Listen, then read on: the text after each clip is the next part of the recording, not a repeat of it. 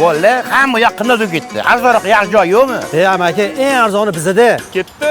120 mingga 3 kishi to'yadigan 5 barmog'i bilan butun Toshkentga mashhur bo'lgan joyga keldik. Bu joyga asosan shu 5 barmoqdan yegani kelishayotgan ekan. O'zi ham 3 kishiga atigi 40 ming so'mdan tushadi. Narxi arzon, lekin sifati chotki. Bu aksiya 2026-yil Ramazongacha amal qilar ekan. Agar men xamir yemayman desanglar, mana sizga go'shtli 5 kishilik set. Bunda bitta taxta to'la go'sht, ichida 5 ta qo'y kareka, 5 ta tovuq qanot, 5 ta maxsus kotlet, 5 ta tiftel, 10 ta tok do'lma va 5 ta qozon kabob kartoshkasi bo'ladi. 5-6 kishi normalniy to'yadi. Kotletning ichida bedana tuxumlari ham bor. Ichiga umuman non qo'shilmagan. Mazalari chotki. Shunda 5 kishiga 60 mingdan, 6 kishiga 50 mingdan tushadi. Agar delikates yemoqchi bo'lsanglar, to'y dumidan ovqat ham bor. Buni shu turishi 58 ming. Mazasi biz o'rgangan dumladan ancha shirali. Tavsiya qilaman, albatta yeb ko'ring. Mabodo 2 ga 1 go'sht solinadigan, xamirlari ko'p-ko'p qilib to'riladigan norilardan ham olishingiz mumkin. Bayramga ham zakaz olishadi. Manzil Bitonka, Hasanboydan kelganda kelesi mostiga yetmasdan o'ng qo'lda. Jidda restorani. Videoni eng yaqinlagan yuborib qo'yamiz. Aniq vaqtda Telegram kanalda.